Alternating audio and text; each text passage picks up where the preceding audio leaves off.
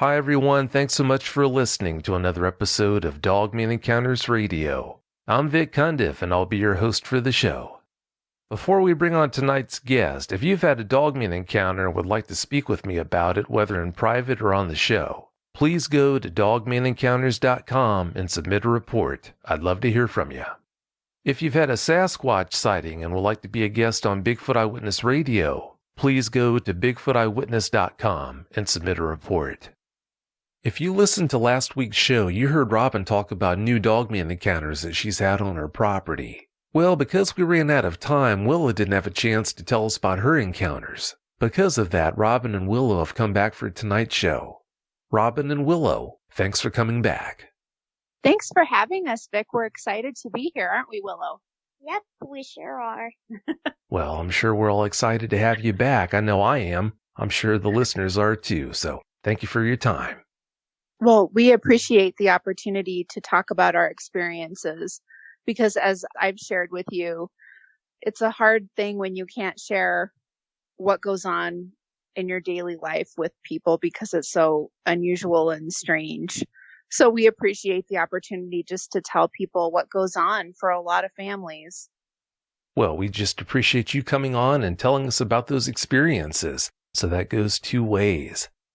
Robin, last weekend on episode 139, you told us about Willow and her interactions with dogmen on your property. Since Willow's going to participate on tonight's show, please tell the listeners anything else you'd like to tell them about her.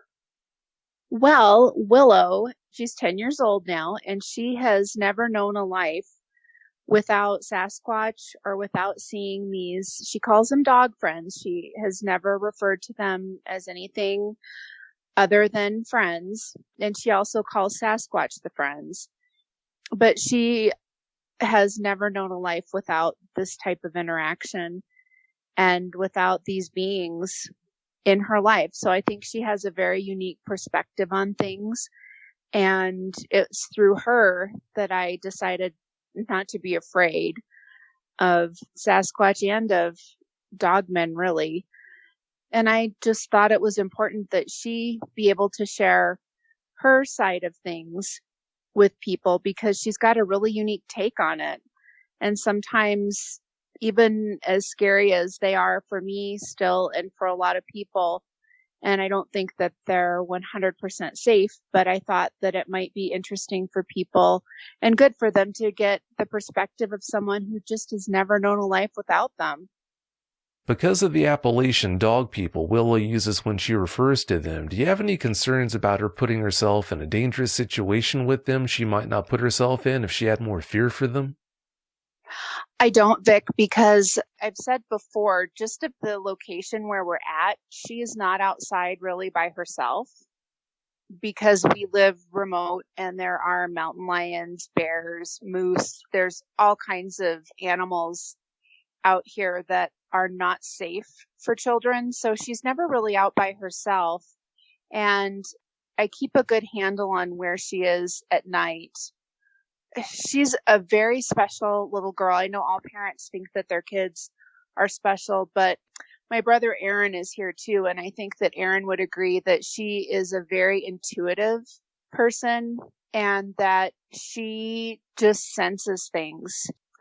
She just really senses things. And I don't think that she would ever be around anything where she sensed fear, if that makes sense. That does make sense. Yeah, Willow's only 10, but Willow, you're definitely very precocious. That means you're beyond your years. You're definitely advanced and mature. But we're talking about you, Willow. We need to get you in here and get you involved. You obviously have a view of dogmen, or I should say dog people, that's quite a bit different than how most eyewitnesses see them. Please tell us all about those experiences that you've had with them, as well as any opinions you might have about them. Well, I think about the first experience I've ever had with them that I can at least remember was probably about 4 or 5 in the afternoon, and I was looking out my window. How old were you when you first remember seeing them outside your window and stuff? actually, I think this was when I was 5. So, I was looking out my window, and back then, we had a black lab Great Dane mix named Sam. And so, I was looking out my window, and I looked down, picked something up, and I can't quite remember, but I think we have, like, trees, and then we have a bunch more, which is a forest, back behind your house, and we have, like, a little group of some, like, birch trees. And so I looked back out my window, and I saw this giant, like, in my age, I thought I was looking at a werewolf, because I still believed in that stuff back then. And I looked out, but then I think, is this Sam? Because it was dark black, and it had Sam's eye color. Brown. Yep. Brown. But what shocked me was that it was extremely muscular. Did it look like Sam, though? Not really. I thought it was Sam because I thought it had a short tail, but I couldn't see one anyway, so I thought, well, maybe his short tail is being hidden. But then, of course, it wasn't, because it was running on all fours. It went through the trees, looped around them, and back into the forest. It really shocked me at that moment. What did it look like? Because Sam had a lab's face, so he had floppy ears. Did the face look like Sam? No, it was like a wolf's face. So what did it look like to you? So, it was on all fours, running, like I said.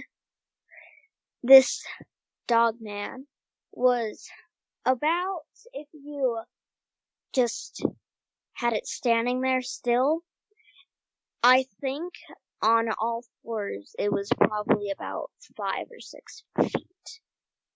And so, I'm guessing if this thing stood up, it would be about 9 or 10 feet tall. Maybe, I don't know. What did its face look like? Well, take the face of a wolf, but make it, like, extremely larger, and make the nose, like, a bit bigger. Just a tiny bit. And it was all black.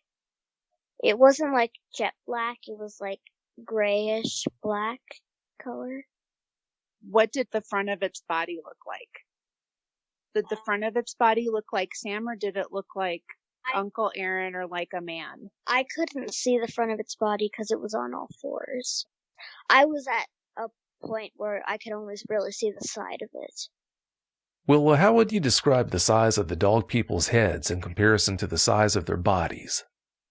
Their head was just, it wasn't overly large or overly small. It was just how you would expect it to be, a fine size for its body. But, like I said, the head was large because this thing was like, I think it was about 5 feet tall. I couldn't tell because it was, I think, 20 meters or something like that away from where I was standing. So, I was small back then, and I still am now, but from my perspective, I'm like, wow, that's extremely tall. So, you wouldn't really be able to tell from there, probably. I see. What else can you tell us about your other experiences? Well, another time, I think I was about 7 when this happened. We were on a hike, me, Mom, and Grandma, and we were going down this certain road, and I decided I see a pretty flower. I think it was a flower or something. So I went down in this, like, there was a trail, and then it was kind of like a ditch, and then you have, like, flatter ground that's below. So it was fall at that time, and I go down, I pick whatever, I think it was a flower, I pick it, and I get up, and I look forward, and I see something brown moving next to a tree, and I'm like, maybe it's another tree, and then I see they weren't amber, they were just yellow. Like a dark yellow, not amber yellow, but like almost an orange colored yellow, but they were darker than usual. So like, I don't know how to explain the color of their eyes, but I hope you can get the picture of what color the eyes are. And I'm looking at this thing, and it's like crouched down. And I get back, I stand up, and I walk back to the trail, and I didn't see it for the rest of the hike. But I could tell it was a dogman because it had like a snout, and its mouth was open, and all of its teeth were like sharp, but not extremely sharp. Like not rounded and not like needly, but like just in between that. So yeah, and it was like a dark brown, like the color of milk chocolate or something like that. Willow, when you saw it, were you scared? I knew what it was, and I wasn't really scared. Why weren't you scared? Because I didn't feel negative energy at all. Did you feel any particular way seeing it? Not really. I only felt like I knew it wasn't going to hurt me or anything. And you just know because you don't get negative energy? Yeah. Did you see the rest of its body? I could only really see it was crouching down in a particular way, and its arms, it had really muscular arms, and they were like in front of its chest. I could only see some of its chest, and it was muscular there too. She kind of made like, I don't know, Tyrannosaurus Rex arms, where you've got your arms up. I don't know how to explain it. Where you've got your arms kind of at your sides and your elbows are up, kind of like a T-Rex kind of arm thing. So it had arms, like a person? Yeah, but they were really muscular, but the hands, if you take human hands, give it a paw almost, and then claws, and that's kind of what it looked like. Now I'm starting to think they kind of looks like raccoon's hands or something similar to that. Were the arms unusually long in proportion to the size of their bodies, or are their arms normally pretty much proportionate with how big their bodies are? Oh, they were long. You could tell because its arms were like in front, and like my mom said, they were kind of like T-Rex arms, but they were like crossed over, and you could kind of still see like their shoulders and their arm from all the way to the elbow, and then it was like crossed over, and their hands were like dangling on the sides. Yeah, so she's showing me like if you crossed your arms in front of your body, where like when we cross our arms and our hands can kind of rest on our bicep, like if you cross your arms that way, proportionally. So if I cross my arms over one over the other and they're resting on my bicep, it's roughly the width of your shoulders and your chest. But she was showing me where it looked like the forearms are a whole lot longer. Like if they did that, when it was doing that, it looked like the forearms extended quite a ways out beyond their shoulders, if that makes sense. That's what she was showing me. Yeah, it's pretty similar to that. Yeah, that does make sense. If their hands extend that far past their shoulders, their arms must be incredibly long when you consider how wide their shoulders are. Yeah, and that's consistent with what I saw too, where the forearms just look a whole heck of a lot longer. It's almost like twice the size of what you would normally expect it to be if some man were that tall. Since its arms kind of look like us, that's like ours. was proportionally a whole lot longer. Like I'd say about double, maybe. They were a lot longer from what I saw, too. Yeah. So, another time, I was probably still 7, and we were home, and I was playing in the front yard. And the way our front yard is kind of designed, it's like big open space at one part. It's kind of like just a whole field. And then if you stepped out our front door, you'd see like trees all lined up in the front of. It's kind of hard to explain. We have a berm. So in our front yard, when you go out, there's a yard and it's maybe 10 feet wide. And then there's a berm and it has river rocks on it.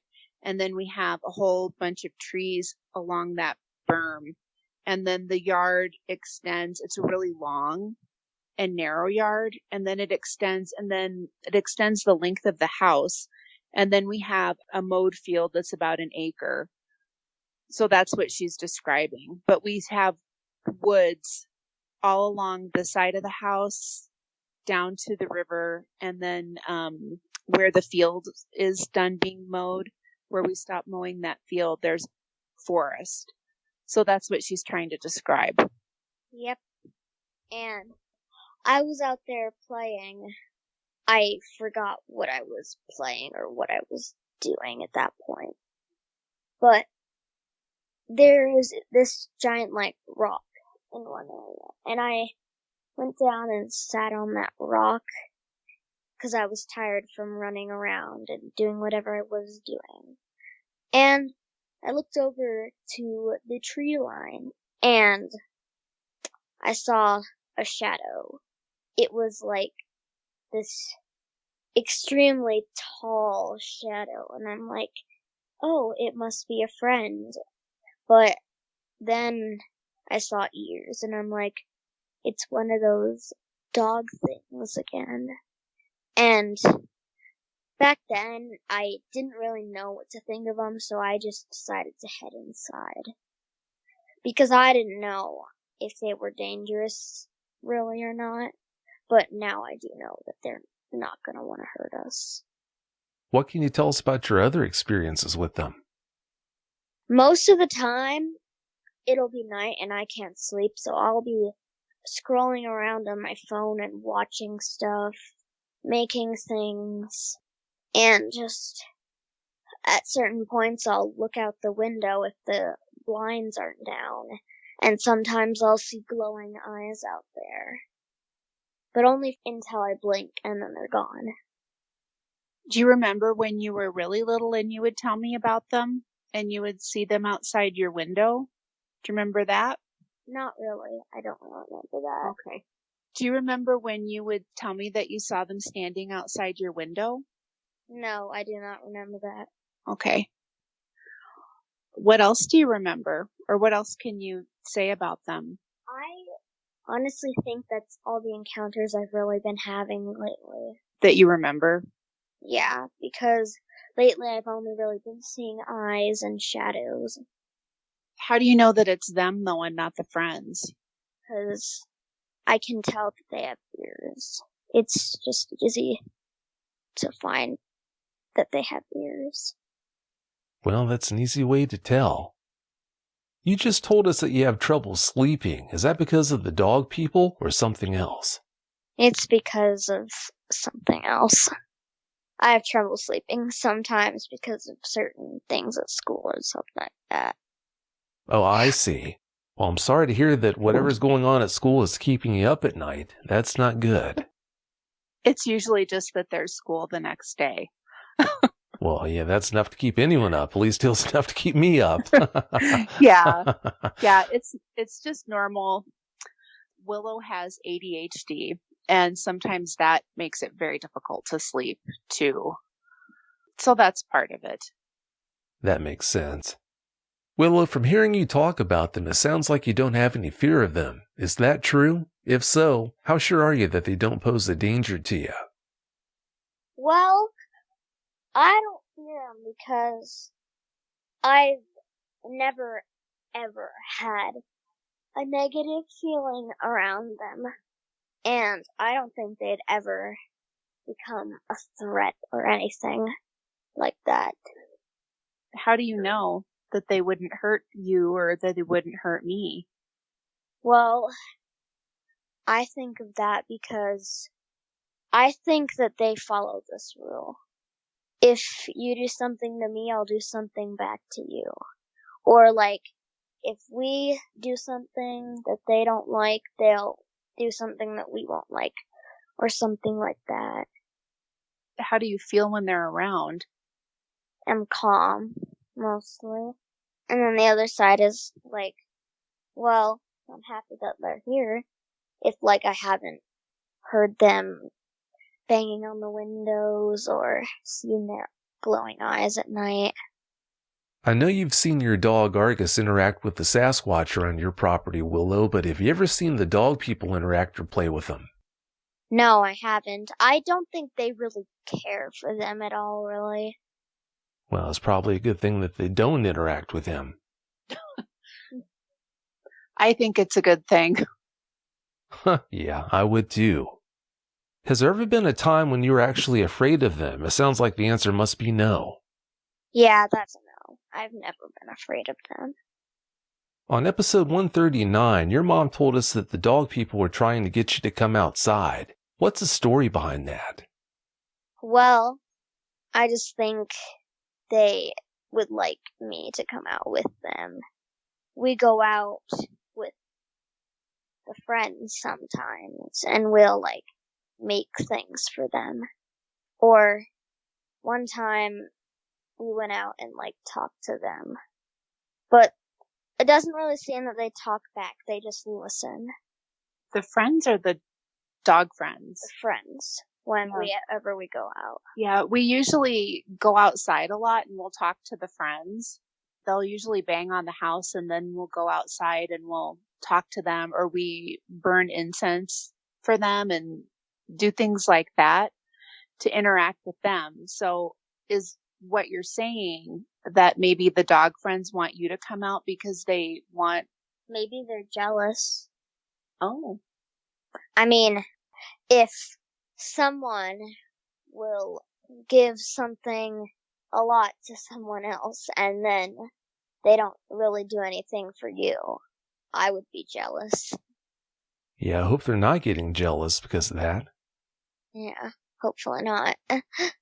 I mean, maybe they want me to come outside because most of the time I'm not really the one to come outside because I'm either tired or busy with something. How do you hear them tell you to go outside, though? Sometimes they do some things, and it makes me feel like they want me to go outside. Well, I'm glad to hear that you seemingly have such a good relationship with them, Willow, but that sure makes the hair in the back of my neck stand up when I hear that they're trying to do that. Wow. Robin, what was going through your head when Willow first told you about them trying to lure her outside?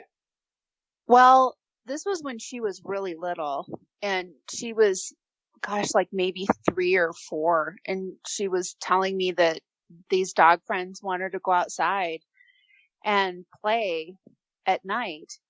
And, well, first of all, like I said, I mean, I didn't know that these things really existed. I thought that it was Sasquatch. At the time, we thought that all this was just Sasquatch when she first started talking about these dog friends.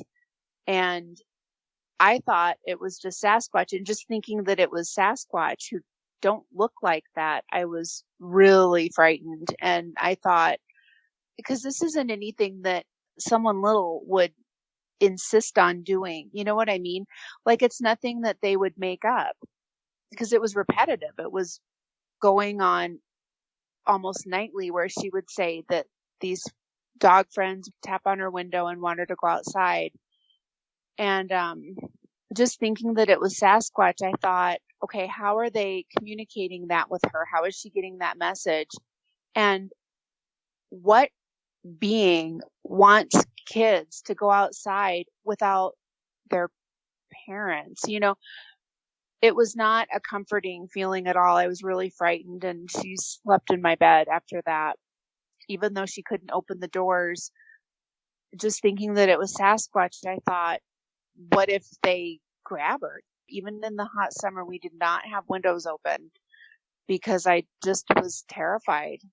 It's scary enough thinking that Sasquatch is out and that they're somehow communicating with your toddler to go outside, but knowing what it is now, it is not anything that I take lightly. Even though I'm not afraid of them anymore and they haven't done anything, I do not take it lightly. And I noticed a lot of comments, don't let my guard down. I don't let my guard down. I don't do anything to provoke them, but I don't let my guard down with that at all. Yeah, that's a good idea. Robin, you just mentioned comments you've seen that were left about shows you've done. Since you did your first episode of the show, people have been asking where all the pictures are of the Sasquatch and Dogman on your property if you see them so often. What would you say to them about that? Well, I would say that when all this first started happening, I have a lot of pictures. I've sent pictures to you. We have a lot of pictures. There are some pictures that will never see the light of day because it's private. With CGI and all of the things that people can do now, it's nothing that I really need to prove to people. My family knows that this happens. A few friends know that it happens and have had sightings here. So it's nothing that I need to prove. I do have a lot of friends, not a lot, but I have several families that have just Sasquatch on their property too. And they have really good pictures too. And we'll never share them with anybody because, number one, we want to remain anonymous. I don't want to be trolled if I did ever give pictures out. And the other thing that I read was, what about trail cams? Well, I'm not putting trail cams out because we have an amicable relationship with the Sasquatch and we like having them around, and I don't want to put trail cams up and make them feel like I'm being invasive, because for us, our house is our space. Everything outside is their space, and I wouldn't want people putting up cameras watching me in my home. And so we're not going to do that to them, so for people that question, we do have a lot of pictures. We don't have casted prints or anything like that. Our ground is too hard, and I wouldn't want to do it anyway, just because it doesn't feel right to me to do it. And as far as Dogmen, I don't have pictures. I would be terrified to take a picture of them. And if I did ever get a clear picture, it's nothing that I would share because I don't think anybody needs to see what they look like. It's not anything. I wish I could erase it from my mind. I heard one episode where I think it was Kumbo or someone who was a researcher said that he saw a picture that was very clear of what they looked like and that he just wouldn't ever want anybody to see it. And that's kind of how I feel. I wouldn't wish seeing it on anybody. It's a complete reality break for me, at least. And I think for a lot of people, it messes with your head. It messes with your sense of reality. And I just wouldn't wish anybody to see it. Well, I can understand why you would say that.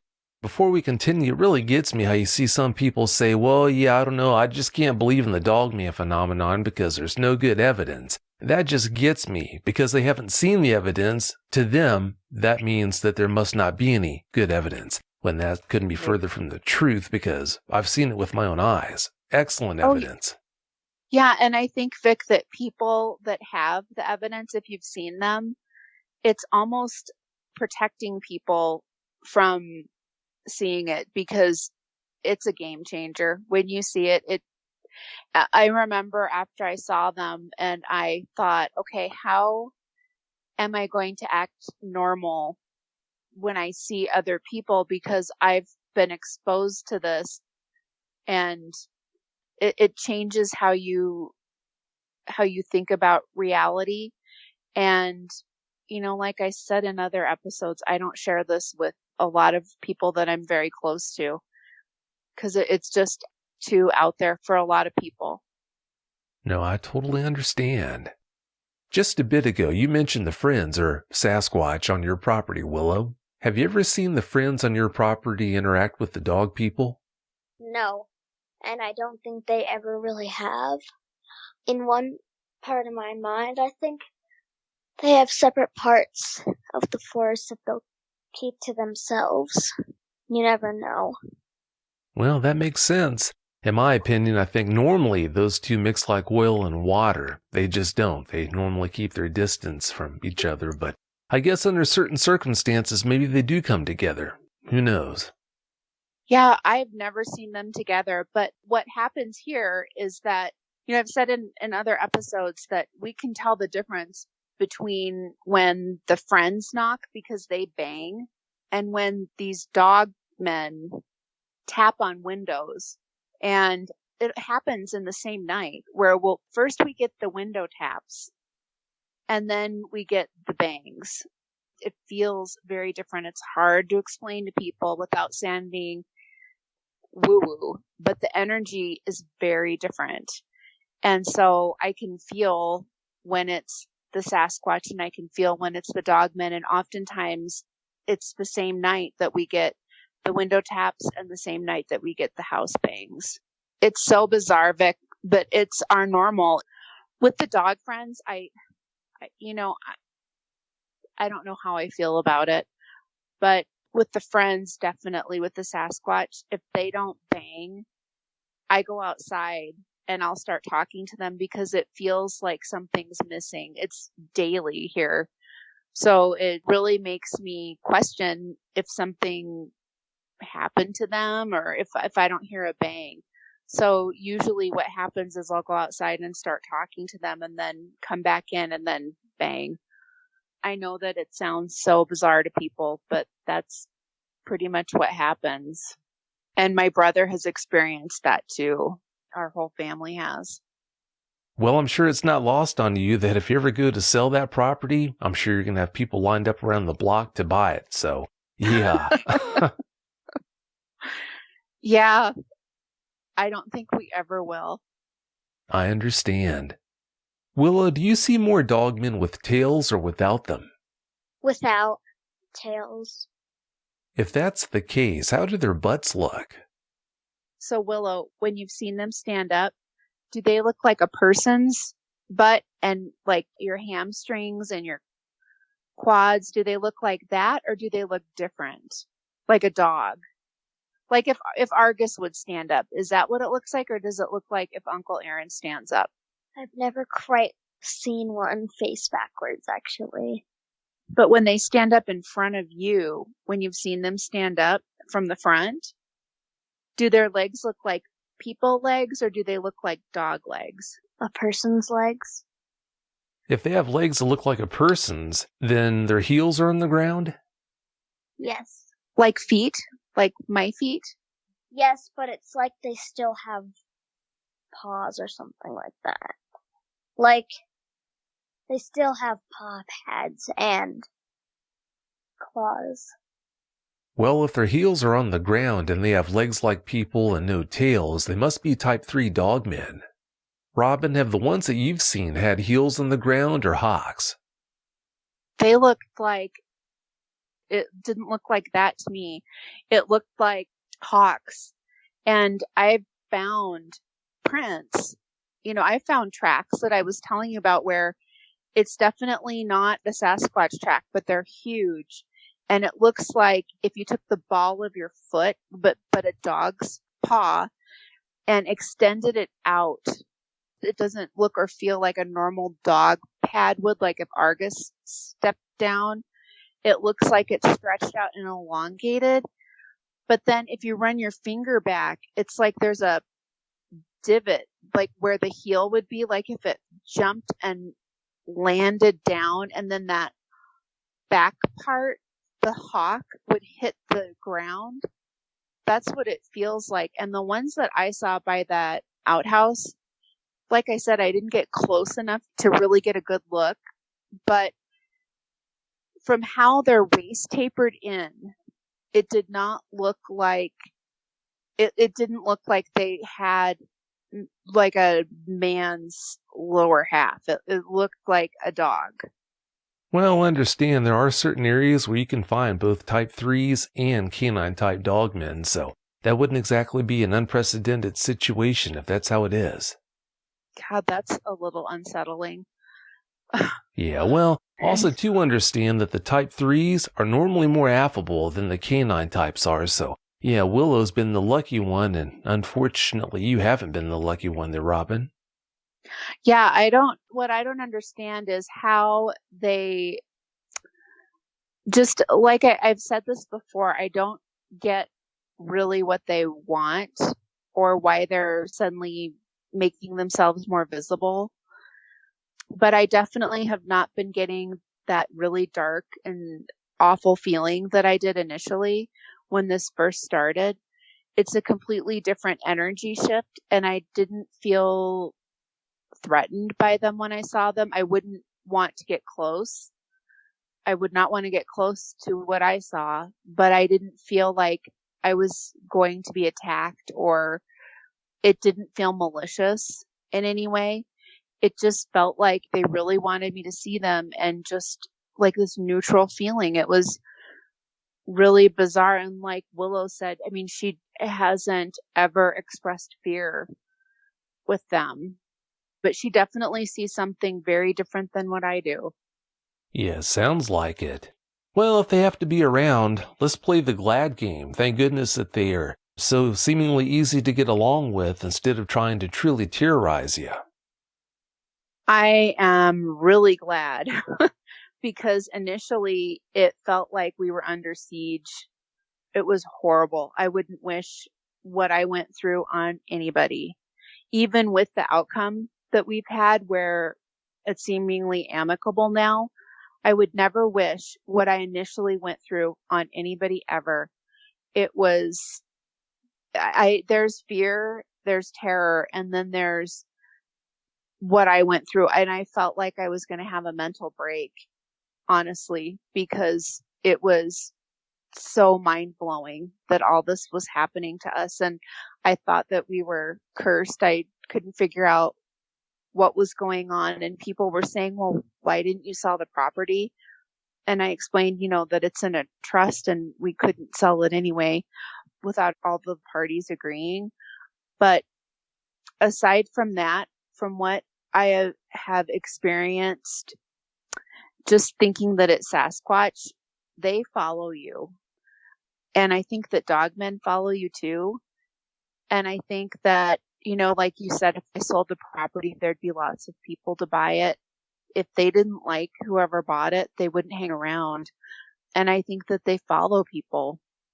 Oh, they do. Yeah, they definitely do. Well, we're about out of time, but before we get out of here, do you have any closing comments you'd like to share? Willow, please go first. Well, my mom has probably shared this before, but just try to respect Dogman and Bigfoot, so they'll just respect you or leave you alone and not bother you. Well, that's good advice. From the mouth of babes and young adults, I guess. My closing comment would just be, I have a couple, because there were a couple of comments that really didn't irritate me, but I just get sick of hearing it from people. With the pictures, it's hard for people like me to come forward. I'm glad for Vic and happy for the anonymity that he provides my daughter and I so that we can come forward.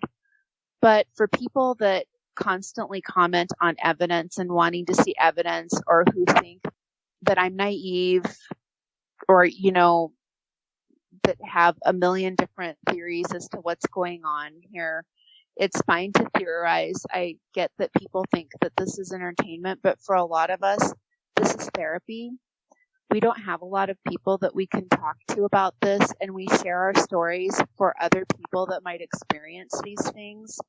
And also, just so that people that don't experience them know that this is out there and know that this is reality for a lot of families.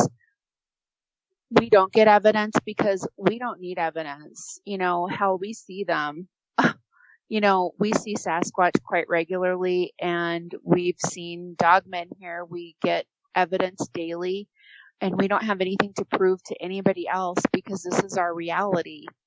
And believe me, there are times when we would like it to be normal families that don't have this going on. But once the door is open, I think that it's open for a lot of other different things to come in. And I would just say to please just temper what you say, what you comment, because if you want to hear other stories and have other people come out having negative comments saying things like, where's your evidence? It's not going to encourage other people to come out. And I would like to say for other people that are experiencing this to please come out and contact Vic, because he knows a lot of people that can help you and you're not alone. So that would be my parting words. Like you said, Robin, it takes a lot of courage to come forward and talk about your Dogman encounters. You and anyone else who does that deserves a lot of credit and respect for doing that. But having said that, I want to thank both of you, Willow and Robin, so much for coming on the show tonight and telling us about more of these experiences. I really do appreciate it. Well, thank you for giving us a platform to do it, because we appreciate what you do. Yep, we sure do. Well, we definitely appreciate you guys coming on and doing this, like I said before. Having said that, thanks both of you so much for your time. Have a great night. If you've had a Dogman encounter of your own and would like to speak with me, whether in private or on the show, please go to dogmanencounters.com and submit a report. I'd love to hear from you.